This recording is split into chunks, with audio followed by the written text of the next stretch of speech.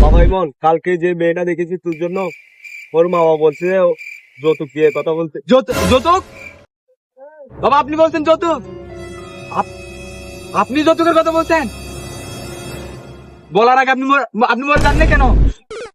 আপনি জানেন না আমি একজন education person, education master person. আপনি যৌতুকের কথা বলছেন? যৌতুক নেওয়া হারাম। বাবা আপনি জানেন আমরা হচ্ছে স্মার্ট বয়, মনে মনোযোগ তো থাকার দরকার। মানে মনুষ্যত্ব থাকতে হবে বাবা। যৌতুক যে নিবে যে দিবে আইনে 366 ধারা আইন আছে, সবাই একই অপরাধী। বাবা ইমন, ওরা বলছে যে তোর চেহারা দেখে আমাদের থেকে যৌতুক দিতে হবে উল্টা। আর বলছে ও তোর ছোট ভাইকে পছন্দ হয়েছে, ওকে বিয়ে করলে যৌতুক দিতে হবে।